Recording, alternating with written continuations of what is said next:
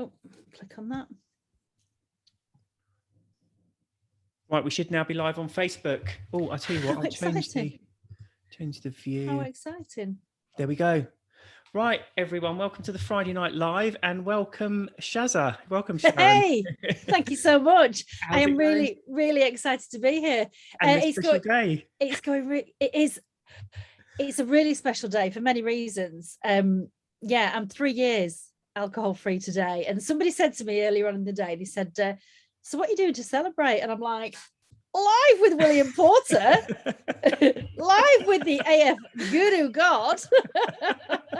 It's no secret that I am possibly, one of, aside from Dawn, actually, the sober fish, she's up there. I am possibly one of your biggest fans. So biggest fan. Absolutely. And I even put a shirt and like blouse on, but I've realised I look like Wednesday from the Addams Family. So I had a shave and I put a shirt on, but it's a tight fitting shirt, and all this working from home, it's really uncomfortable now. I used to fit into it quite nicely. A lockdown bulge going on there. Yeah, no, I kind of put a nice loose t-shirt on instead. I went for comfort over appearance. Over style. Yeah, exactly. Yeah. So, well, do you want to tell us a bit? Because obviously we were just talking, but I was on Over the Influence. But the problem is when you're on someone else's podcast or live or something, you do the answering of the questions. You don't ask any. So I didn't, obviously we chatted a lot, but I myself don't know much about your story. Oh, crikey, where to start? I mean, as I said, 3 years ago, plus one day, I was probably experiencing one of the worst hangovers I'd ever had.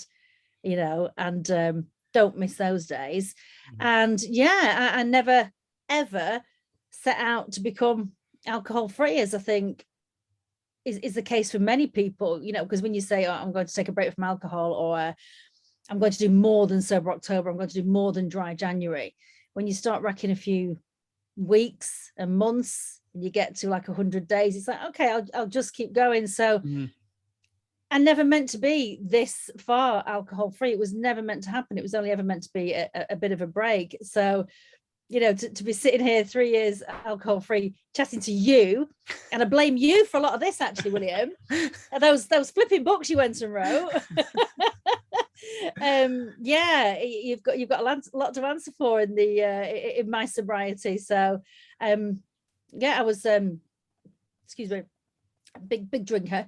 Daily drinker, and it sort of ramped up over the years, and I just thought, oh, this is getting boring, this is getting dull, this needs to change, and I think when you're the wrong side of 40, hangovers just last for days, don't they? And so where do you want to start? What do you want to know? I could ramble on for so this is hours. Interesting, because obviously you're daily, because I was never a daily drinker. There were periods I drank every day, like if I was on holiday, and the biggest one was when I came back from Iraq. I had 3 months leave, so when I had time where I didn't have to get up for work, I would drink every day.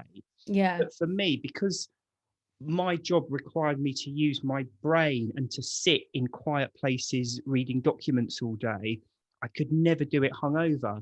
So I kind of always managed to stop drinking for 2 or 3. And by the end, it was ridiculous, because it wasn't like drink Friday and what it used to be was drink Friday and Saturday, sober up Sunday and back to work on Monday. But then as you do, you wake up feeling rubbish on Sunday and end up drinking more, and then Monday's a hangover, and then as you drink more and more, Monday and Tuesday were hangovers, and then I was ringing in sick on Monday, and it was getting worse and worse, and I was ending up sort of doing 3 days work in, a week's work in 3 days. But I was never a regular drinker. So what was you were drinking every day? Was it quite busy? I mean, it wasn't it felt perfectly normal, because a bottle of wine after a busy day with the kids, or a busy day at work, or whatever it might be, perfectly normal. Sometimes I didn't drink on a Monday because it felt so rotten from a weekend, and I'd be like, right, that is it. That is it. Start again. And then Tuesday it'd be like, oh, well, I'll just have a glass, and then it's like, well, I'll just have 2 glasses, because as you say in your book, there's no such thing as just one. That I'll come back to that in a bit, but that for me was that was the turning point when I read about when you explained alcohol, as the book suggests. It just worked a treat. The penny really did drop about that whole thing of just having one. So it would be, I drink a bottle of wine a night, Weekends, I would drink more, going out, look for any excuse to start early, you know, on a Saturday because you can. And it just started to creep up. And then I think it just got to the point where you're like, hang on a minute, when did a bottle of wine a night become normal, acceptable? You know, and William, I always used to say that I don't get hangovers. You know, I never had a hangover. I was perfectly fine. So if I did get a hangover, that meant I would have really ramped it up, you know, and felt absolutely awful. But because I was drinking most days, I just sort of had this constant fog, which until you stop drinking, you don't realize. And then you're like, whoa, isn't that clarity something else? Massive difference, isn't it? Such a big difference. Yeah. So you've got children, have you? 3 kids. Yeah. One's about to leave home this weekend, 18, off to uni. Yeah. Because I found that to be sorry, go on. No, just say the eldest is 20 and youngest is 13. So yeah. Okay. Because I found having children was a big turning point, because no longer can you sort of sit around, particularly being a binge drinker, you know, I'd drink loads on a Friday and just sit around all day, not doing much on Saturday till I started drinking again. But when you've got kids, you can't do that anymore. Yeah. And it kind of, I think the exhaustion really starts to kick in. You start to realise how tired you are all the time, don't you? Yeah, constantly. And for me, it'd be like, oh, kids are stressing me out, I'll have a drink. Work's stressing me out, I'll have a drink. I've earned this, you know, and the kids have gone to bed. And I just think, particularly as women of a certain age, particularly as well, if you're a parent, it's just so acceptable. It's just so ingrained into everything we do. You know, mummy needs gin and reward yourself with wine and all that. And again, until you stop, you just don't realize that it's saturated and it's there at every turn. And it's quite a big thing to do, is to stop drinking. Yeah. So talk us through how you came about stopping, because I presume you didn't just wake up one morning and stop. I mean, obviously you mentioned, and actually I'd be really interested to hear how you heard about the book and got around to reading it. But how did things... In the past, I'd done a few sober Octobers. Okay. I tried a couple of dry Januaries, but they usually ended badly on around day 6. I mean, who could be asked in January? So I did a few sober Octobers, but I literally did sober October like that.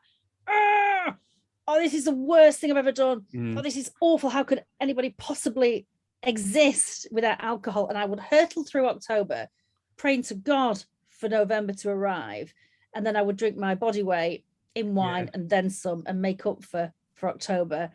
Can't remember November, fell into drunk December, and then repeat. And I just sort of said to myself, I need to do more than 30 days. It's a great start if you're going to try it for 30 days, but nothing really changes in terms of your habits, and you don't miraculously drop 3 stone. And you know, there's a lot of work to do, isn't there, sort of 30 days and beyond. So I joined One Year No Beer in 2018, and I is it really bad to say I signed up drunk on a Saturday? Okay. Yeah. I did. It was a Saturday night, and you know, bloody adverts on your Facebook feed. Yeah. And I was scrolling. So the seed had been planted, you know, maybe over the last couple of years or whatever. I thought, I'll try it. So to cut a very long story short, I was only ever intending on taking a break for 90 days. Right. Okay. And then at 90 days, was that One Year No Beer course, like you signed on and you do like a 90-day program or something? Yeah, it's like a community. You sign up and you get daily emails and that sort of thing. And it was just sort of having a bit of accountability. And I started to write a few posts, and I started to journal my journey. And then things started to change. You know, when I got to 60 days, I thought, I quite like this. And then got to 90. I thought, well, I can't stop at 90. I've got to go for 100. And then I've got to do the year. And here we are now, 3 years, alcohol free. And hands down, it is the best thing I've ever done in my life. And I will sing about sobriety for as long as I'm doing this, William. It's just incredible. It's great. It's an interesting one about what you were saying, because a lot of it does come down to mindset's quite an ethereal thing to be talking about, but you can go about sobriety the wrong way, can't you? I remember Massively. a chap at work who was even by like City of London standards, he was a very, very heavy drinker, and he quit for, I've got a feeling it was Lent. It wasn't like January or anything, but he quit for the 40 days of Lent, and he was like 2 or 3 weeks in. And I said to him, like, how are you getting on with it? And he said, I feel worse for stopping drinking than I ever. That's crazy. And that's mad, because I mean, he was drinking like a lot, an awful lot. But it just goes to show how much that if you think, I can't enjoy myself without this, I'm going to be miserable, I'm going to sit here and grit And my just teeth and moan just and wait for these 30 or 40 days to go, you won't get on with it at all. Yeah. So what was it, do you think made it change that time? Was it just doing that bit of extra time, or the extra work It was the in? extra time. I do swear that you need to get 90 days under your belt in order to really experience the full joys of alcohol-free life. You know, it is incredible. But my motto to myself, I sort of did it by saying, don't be a dick. I hope you don't mind me using that word on your esteemed live. Sorry, but it's true. And in fact, I nearly wore a jumper tonight. I've actually got a jumper with that logo on it. I thought, no, it's really important. Better not. So that was my motto: don't be a dick, and don't drink, and do something different. And I just knew that I needed to do it for myself. But what began to happen was just something absolutely glorious in every day that I didn't drink booze. And I look back to 3 years ago, to who I was and what I was doing, to where I am today. And it's like, oh my God, it's like this, I don't know how to describe it. It's like all the layers have been taken away, and it reveals who you are and what you are and what you are capable of. And it is just, it's an absolute joy. And for me to say that as somebody that was a big drinker, I think alcohol defined who I was. I thought I needed it to have fun, to have social, you know, to socialize, to laugh. It's just all bull. It's just all rubbish. But you've really got to put the work in, I think, in those early weeks, in those early days, when it is hard. Don't get me wrong. I'm not saying it's I just stopped drinking and life all changed. I really did work hard at it. But it's worth it. It's worth every single minute. How did you find, like, social things? Obviously, you're quite a social person. Yeah. How did you find, and of course, the dynamic is when we're drinking a lot, we buddy up with other people who drink a lot, because that's, you know, massively. You know, you don't want to go and, I don't know, have to meet someone for a coffee. You want to meet and drink with them. So all your friends end up being heavy drinkers. So how did you find that side of things? Really difficult, really hard at first. I sort of went to a couple of occasions because I felt I should, you know, because that's what I would have done. Yeah, I'll go to that, and yes, I'll come along to that. And I think, again, that has all changed, because I sort of say that I threw as much energy into alcohol-free life, into not drinking, as I did into my drinking. And with that came new friendships, new circles, new activities, new reading, just all of it, everything. So yeah, a lot of things changed, but again, the things I wanted to do changed. So I've got zero interest now in going to sit in a pub drinking a Diet Coke or even an alcohol-free beer. I'm just not arsed. I just don't want to do it. That's what I used to do. I just don't want to do that anymore. There's too much else to be doing. But I think a good example is this weekend just gone. We've just been on a family wedding. My mum got married at the weekend. Oh, right. In fact, we were down in Dorset Way, near where Dawn lives, which was, it's such a shame. I literally didn't have time to see her, which was I was gutted about. The first alcohol-free wedding I went to, I was 6 weeks in, and I was like, oh my God, this is going to be so scary. Oh my God. And I was worried, but it turned out to be absolutely amazing.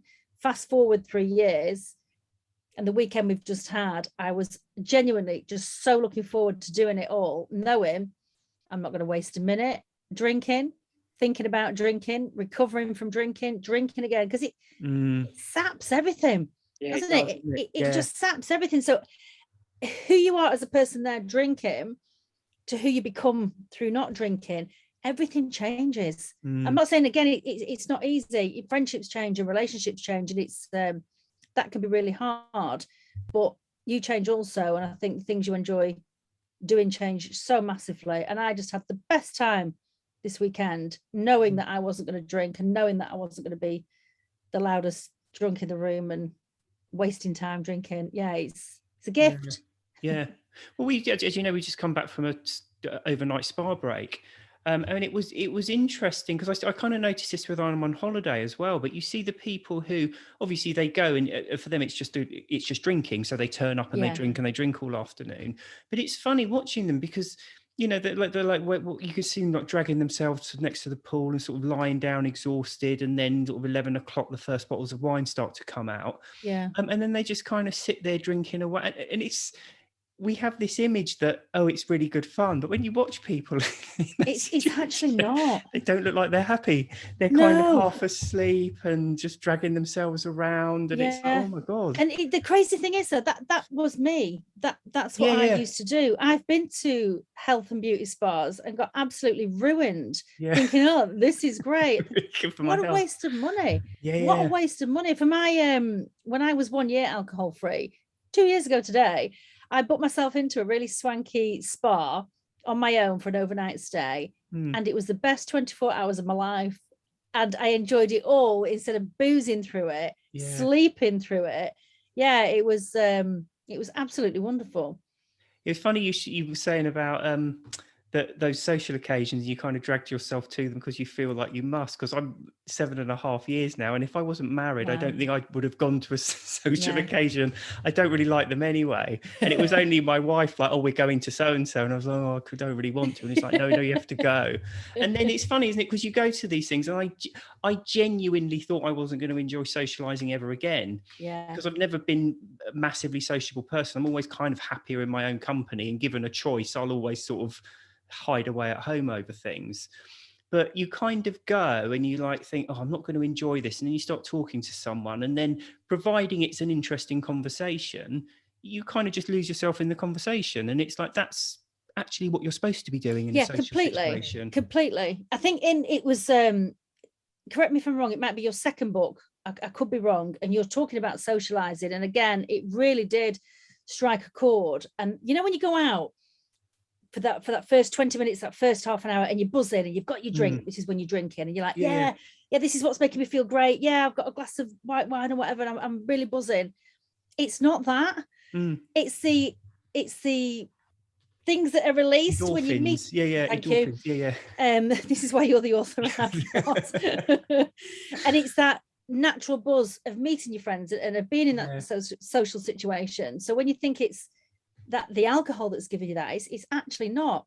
And to do those things sober, the things you choose, and to enjoy it, and to, the thing for me, William, it's laughter. It's belly laughter. To experience that with friends and family that you want to spend time with is just, it's joyous. It's joyous. Great, isn't it? I didn't think life would ever be fun again. I thought, oh God, no way can you possibly do anything alcohol free. It's just going to be awful. This was in the really early days, this was in the first couple of weeks where it is like, oh no. And then it all changes. It really does. Yeah. So the wedding's an interesting one. So I've got like a works do on Tuesday. So I'm going to this works thing, starts at 4 and then like goes on to midnight. But what my tactic with these things is to turn up when it starts. Yeah. Because then you can kind of talk to people before the alcohol starts to kick in, and give it 2 or 3 hours. And then I literally vanish in a puff of smoke. I don't say goodbye to anyone or anything because there's a lot of people there. And you literally can be talking to someone and just walk off. And they assume you've gone to the toilet and you're talking to someone else, and no one really knows where you are. So I literally just vanished. But of course, with weddings, you can't do that so easily, can you? It was interesting this weekend because it was such a small wedding, because it was my mum getting married, being postponed because of COVID and all the rest of it. So it was a really, really small wedding anyway. But there's a few really interesting observations this weekend. The first one being that nobody got drunk. Okay. So it's all my family. We're a small family. Yes, a couple of people had a couple of pints, a couple of glasses of wine with the meal. Fantastic. Nobody got drunk. And I think, oh my God, if that had been me 4 years ago, I'd have been shots. Prosecco for breakfast. I'd have been pushing it. And now I'm not doing that. Everyone just sort of chilled out because I'm not ramming it down the throat. So that was lovely. Really nice.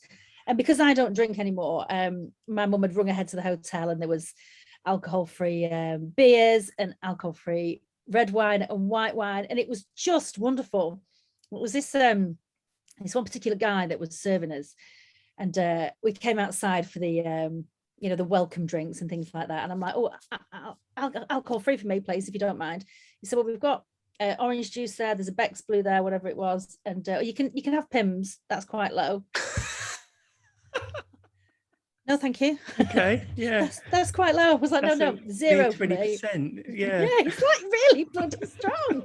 I'm like, oh, God. Yeah. And then fast forward to the meal. So that really tickled me. And I was quite angry, actually, because my brother's vegan and he did not get offered sausages with his breakfast. Do you know what I mean? It's like, yeah. It made me laugh, but then I thought, for God's sake. And then with the meal, with the toasts, we're about to do a few speeches, and the same chat was going around topping up glasses, with the fizz for the toast. And I went, I'm good, thank you. And he knew I didn't drink. Yeah. I said, I'll just stick with my AF wine. He said, but it's just for the toast. And I went, but I don't want it, thank you. And it's like, you can do all these things. I could have raised a glass of milk to my mum. It doesn't matter. It was the occasion. It wasn't what was in that glass. And I thought, God, even 3 years down the line, William, you're still sort of... It's amazing how much it's pushed, isn't it? Like, really. I think it was worse before the whole drink driving thing came in. Yeah. I think that kind of, that whole camp, and this was years ago, wasn't it? The drink driving campaign. But I think that changed a lot of people's attitudes, that if someone has chosen not to drink, you really shouldn't be pushing drinks on them. Just leave it. But yeah, it's kind of, it's almost that, and I think it's typical of people who themselves drink. They can't imagine having a good time without alcohol. So I think if you're being kind to them, the reason these people push drinks so hard is because they can't imagine that you can possibly enjoy yourself without a drink.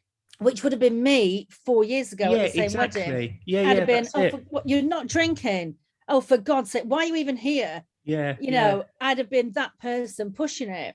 But you've just got to, there's so much to say. It's like, you don't realize how good it can be until you've stopped drinking. You have to go through that whole process in order to sort of come out the other side and realize that you can do everything and more besides, without alcohol. It's almost like a two-stage thing, isn't it? Because the alcohol's kind of interrupting your brain chemistry and stopping you sleeping properly, so you're always like tired and lethargic. Now when you get rid of that, you get energy back, and your mental resilience comes back a bit. So whether you think you're a strong person or not so strong a person, when you stop drinking, you get back to the best you possibly can be.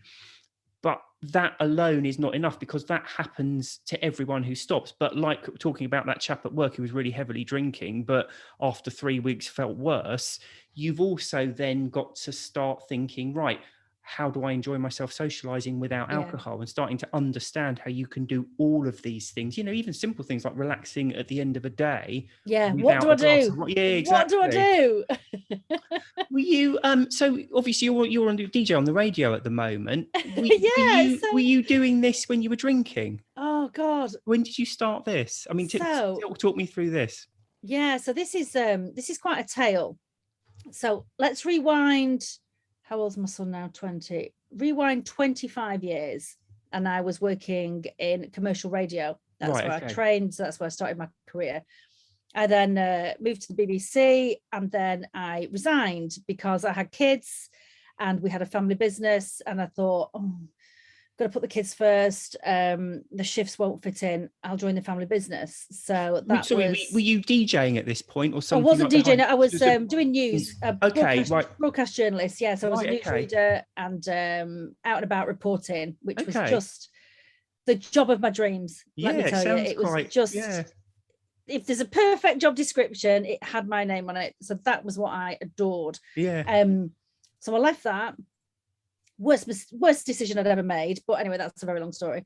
Joined the family business and was there for 15, 18 years, something like that. So fast forward to 2 years ago, so just before, no, hang on, when was lockdown? What were we in? So 2019. 2019, wasn't it? Yeah. Yeah, before lockdown. Yes. Lockdown was 2020, wasn't it? I tell you, William, Yeah. I've lost years. I I've lost know. years I'm here with so. this. The only reason I know it is I have to stop and consciously think it's COVID-19. It came about in 2019, but it didn't Thank really you. That become a big helps. thing until 2020. That's So it right. tail end of 19, but it was Yes. 20, like March 20, wasn't it? That's Everything right. locked down. Yeah. So in June 2019, so 2 years ago, basically, we lost the family business. Oh, right. And it was horrific. Yeah. And if I'd have been drinking through that, I don't know where I'd be today. Yeah. So we lost the family business, which was probably the worst experience of our lives. And it was Yeah, I like, can right, imagine. okay, what should I do? And so I literally rang the radio station where I used to work and I went, hello, it's Shaz. Do you remember me? And they were like, bloody hell, yes, we do. Come in, let's have a chat. And that was 2 years ago. And for the past 12 months, I've been presenting my own show on BBC Radio Lancashire. Right. Okay. Because that was one of the things that I was really interested in, because I couldn't for the life of me imagine how you could be like daily drinking, but then like jumping onto a radio show and being like really chatty. Oh God, William, if none of this would be happening, none of it, if I'd have been drinking, I wouldn't have had the balls to make the phone call to the station. I just wouldn't have done that. I'd have just drunk my misery away. None of this would be happening. And of course, we started up the podcast that came about in lockdown. Not one scrap of this would be happening if I was still drinking. The thought of it, there's just too much else to be doing. So it has been, to say it's been life-changing is an understatement. And I am doing the absolute job of my dreams. I get to talk like this for 4 hours a day. 4 hours a day, and no one can stop me. It's brilliant. What's the tell us a bit more about the podcast. Oh, the podcast, where to start? So this started just before lockdown, and I was trying to work out, weren't we, when we last spoke on the pod? When it started. I think it was about 12 months ago-ish. Okay. So myself and my crazy friend Freddie Bennett, who's alcohol free, we met on this alcohol free journey. Right. And how did you meet him then? We both met in One Year Beer. We were both sort of on a similar sort of timeline, and I liked his posts and he liked mine, and we were both quite vocal about our sobriety, and we just got on. So we just sort of clicked, and I don't quite know how it all happened. It's a bit of a blur, really, but like, yeah, we should do a podcast. This would be great. You know, I've got a motor mouth and Freddie's great with words and all the rest of it. So Freddie knew this guy who was a podcast producer, Ben Anderson, who is wonderful. So Ben sat around this table in Liverpool with Freddie, the three of us, and me and Freddie going, oh, hello. My name's Sharon. This podcast is called Over the Influence. And Freddie's like, yes, and I'm alcohol free too. And Ben sat there like that. Our podcast producer, you know, and he's thinking, who are these two muppets singing about sobriety? Anyway, to cut a long story short, we spent that much time in his ears with his editors and listening to us. He's just celebrated about 14 months alcohol free. We turned him, in a properly organic journey. Ben was a boozer. He liked his beers. You know, we didn't need an alcohol-free producer. That was never a prerequisite. We were just friends, and we really liked the guy, dead professional. Yeah. And now his nickname on the pod was Background Ben. He's so in the foreground now, and he's just loving life alcohol-free. And again, it's somebody else that just thought, I'll set out and do 30 days, and then I might try 90. And now he's just hit the year, William, and it is just wonderful. So sort of the ethos of our podcast is to sing about the joys of sobriety. We refuse to go, oh, what we're missing out on. Yeah, this is awful. And, you know, we don't preach. We don't say, oh, you mustn't drink. If you want to drink, crack on, that's your bag. But if you're choosing to try alcohol-free life, and if you're a bit sober curious and you want to know what it's about, hellfire, listen to us, because we'll give it to you straight. We're very, very positive about the whole thing. It's amazing. And the all important question, because I've told a lot of people about this podcast, and they all of them say, "What an amazing name! Who came up with the name? Over the Influence." Yeah, it's Freddie. It's great, isn't Freddie. it? It's okay. And you know what the most embarrassing thing is, William, right? So I'm meant to be a broadcaster, and the very first episode, I said, "Okay, I'm Sharon Hartley with my co-host here, Freddie Bennett. Welcome to Under the Influence." And Ben, the producer, went, "Over." And I'm like, "Oh God, sorry, right, I've got this." Great start. Welcome to Under the, and I was that terrified. Welcome to Under the Influence. Can you imagine? Yeah. Oh dear. Yeah, but it's doing really well, the podcast, isn't it? Oh my God, it is. It's flying. I mean, we're talking thousands and thousands and thousands of people. It's worldwide. It's really good. And the feedback is incredible. And we have people messaging us that saying they have tried alcohol-free life simply because of what they've heard on the pod, and they've heard the guests, and it's incredible. And we, most of the time we have a laugh, William. We don't take ourselves too seriously. We don't profess to be experts in anything other than being expert ex-drinkers. We get people like you on who know what they're talking about, and supposedly, yeah. Most of the time. No, it's an absolute joy. It's wonderful. And from that now, we've grown our own little community, which is just incredible. I've just come off a Zoom call within that group, and it is just like, oh my God, and if you told me 3.5 years ago on what date is it today? On Friday, the 3rd of September, Sharon, you'll be marking 3 years by, being in your own community with your own members and chatting to William Porter. And I've gone, pour me another wine. Don't be ridiculous. Who's William Porter? So tell me, what's the community then? Have you got like your own group of people now? We've got this wonderful website. Can I, is it okay if I say what it's called? Yeah, absolutely. Yeah, please do. Overtheinfluence.co.uk. So just the same name as the pod. But what we've done, we've built our own little platform. So we've taken it away from Facebook and social media, and we've sort of created our own little platform. Freddie calls it the Sober Rebellion, and it's just about bigging yourself up for being sober, being positive. Life goes on without alcohol. In fact, it goes on with knobs on. It's so much better. It is, we've got members that are joining us every single day, and we've got little groups, and it's so good. And it's just really making people know that nobody's ever on their own while they're doing this, because I think it can be a really lonely place when you set out to become alcohol free. And I think with communities like yours and everybody else in the sort of the AF world on social media, Instagram, Facebook, it is just incredible. It's really growing, isn't it? It's amazing. It's massive.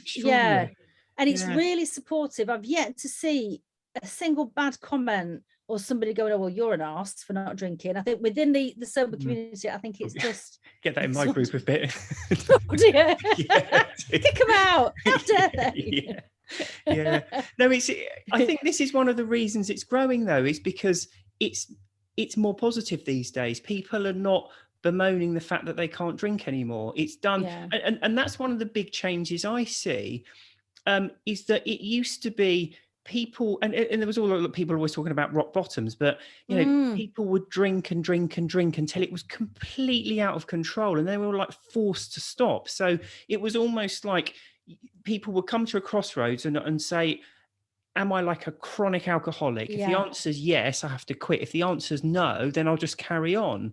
But nowadays I see more and more people who, by any stretch of the imagination, don't supposedly completely normal drinkers who aren't happy with it and looking to stop. I've got a couple of people who have like 1 or 2 glasses of red wine once or twice a week, but they don't like it. And when, Friday night comes around, they find that they're still reaching for that 1 glass of red wine, and it's still a problem. But more and more people, it's less, is it a massive problem? And it's more, why am I doing this? What am I actually getting out of it? And I think one of the big things is people don't realise the downside to it, because particularly when you're drinking every day, waking up feeling exhausted and tired and miserable is life. And so people just assume that's middle-aged life. That's it. That's how it has to be, when actually it can be probably around a squillion times better. just by removing that one thing. A friend of mine, whereas I drank, wine every day, a friend of mine literally had one glass of wine. And I used to think, oh my God, if only I could do that. But to go back to what you said a moment ago, she removed that one glass of wine, just the one, every day, completely alcohol free. She's now like 4 years alcohol free. Her life improved beyond belief. Yeah. So like you say, you don't have to have an awful story of rock bottom. I think actually people, William, sometimes want to hear that, because when I started out in the early days, people like, oh, why have you stopped? Oh, I'm a raging alcoholic. Oh, I nearly died. What do you want me to tell you? What do you want me to say? Because I've chosen to do that. Yeah. And they almost want to hear that it's something really bad in order for them to justify them carrying on. Yeah, that's exactly what it is. I think people almost, and I think this is why quite often you get it in newspapers quite a lot when people do their personal stories, and it's always like, I was drinking loads and loads and loads and loads. And I think the reason people like it is because they open it and it's like, oh, I'm not that bad, and I'm then not they that can bad. just carry on. That's exactly it. You're almost looking for someone who's drinking more than you, and then it's like, well, I'm okay.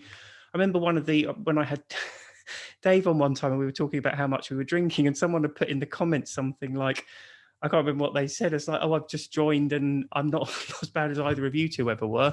And it's like, that's kind of counterproductive, isn't it? Because it's like, didn't really mean to, sell that side of it. Yeah. But I think that's what people don't, and that's one of the things I'm trying to sort of force home to people, is that people have this idea that if they can drink the right amount, all will be fine. You'll have the good without the bad. But you can't have that. You can't have the good without the bad, because every drink disrupts your brain chemistry, and it has a knock-on effect on your sleep, so you don't sleep properly. So yes, if you only have a small glass of wine in the evening, it's not as bad. You probably won't feel as rotten the next day as if you had a bottle or two, but you don't feel that massive benefit. And it's almost like, I forget what they call it, but when a graph, when it suddenly curls up massively at the end, and that's how good you feel.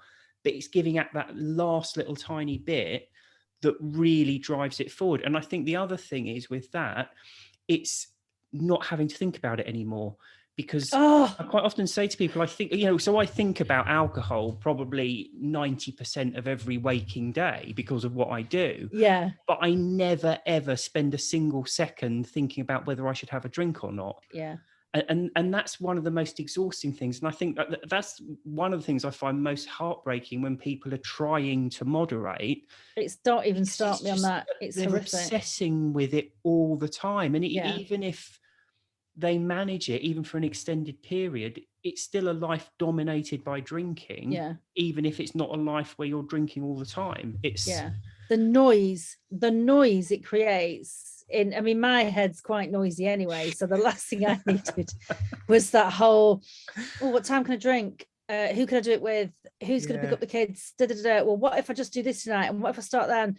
I don't even, we've got an episode actually called Moderation on the podcast, William, and it is the most hilarious listen. This is just before Ben decided to go alcohol free, the producer. Right. Okay. And he came up with this frankly ridiculous idea in 2020, and he was going to do 20 in 2020, right? So I can see you look lost already. Yeah. He chosen 20 occasions in 2020 where he was going to drink, and me and Freddie were like, okay, good luck. And then it was like, we were like, well, what if an event comes on the calendar that you weren't planning? What if you start day drinking? Does that count as half a day? And you suddenly get to right to the end of the year and you haven't had your quota and you've got to drink what do you do every day. What do you do? We were stressing and we're alcohol free. We're like, you can't do this shit. You can't do it. It's so funny. Anyway, needless to say, he sacked it off and started on day one, and he's never looked back. But it is the funniest thing. And I think, joking apart, to remove that noise, to go from whatever amount you're drinking, you don't need to be rock bottom. It can be, like you say, it can be weekend, couple of glasses, whatever, to remove that completely and to free up that space in your head and to give yourself absolute freedom to do what you want, when you want, for as long as you want, because you're not going to be exhausted and all the rest of it. I can't sing about it enough. It is wonderful. It's amazing, isn't it? Yeah. Fantastic. So tell us again. So obviously you've got is the podcast downloadable on the website? I think yes. She says. Remind us of the. So it's remind us of the website again. So the website is overtheinfluence.co.uk, and we've got a fair bit of free resources on there. We share a lot of member stories. So if anybody is listening to this now thinking, oh, I wonder what it'd be like. We know what it'd be like. We get members that are really early days and much further on. You know, we've got somebody in there that's sort of 7 years alcohol free like yourself and loving life and inspiring members, you know, further behind on their accounts as such. And I think it directs you to the podcast from there. But if it doesn't, it's on Spotify and Apple. It's on all the main podcast providers. All the usual ones. All the usuals. You've just got to search for Over the Influence. But what we've started doing in the community, because people subscribe to join us for the month, we do it like an extra secret podcast just for community members. Ooh, okay. Yeah, so wow. We may invite you in one day, William. Yeah, that sounds good, definitely. Yeah. But it's fantastic. I couldn't do it without Ben and Freddie. We just have a laugh. Yeah, you know. And so this is all built up from after lockdown, has it? So it's all. The podcast started just March as lockdown was happening. Right, okay. Because I remember leaving, I think it was Ben's house. We'd recorded, and then Boris Johnson was on the telly, and we're like, oh, this doesn't sound great. And it was literally in those first couple of weeks. Yeah. So it's just grown and grown and grown. And I think, I don't know about yourself, with the people you speak to as well, we found that lockdown has sent people one of two ways. You know, people have either stopped drinking, which is wonderful, or drunk more, which is, you know, you just want to say, oh, crikey, it doesn't have to be like that. You know, you can change everything. It's one or the other, but also a mixture of two, I think, because I think lockdown has driven it home for a lot of people that they've started drinking more and more, and they've started to realize alcohol isn't what they think it is. It's not this wonderful thing that people can just take or leave. It's addictive, and when you're drinking it, you need it. And so something like lockdown comes along and it blurs everything. It's kind of it's a strange thing, because people have these alcohol, more than anything, I think people have very strict rules. You know, if you smoke, you just wake up in the morning and start smoking and no one bats an eyelid. But with alcohol, you don't smoke you don't drink in the morning, and a lot of people don't drink until they get home from work. But I think lockdown came along and just blurred everything, because massively. What do? You know, if you drink when you get home from work, well, you're at home from work all day, every day. I think it was a bit of a novelty at first, because people weren't driving to the office. It's like, oh, work from home, I'm going to have a glass of wine with my lunch. And then, but actually, you keep repeating that behavior, you're going to need more in order to scratch the itch further down the line. Yeah, it gets worse and worse, doesn't it? Yeah, it's a relief. It's a relief not to have been drinking during lockdown. Yeah, no, absolutely.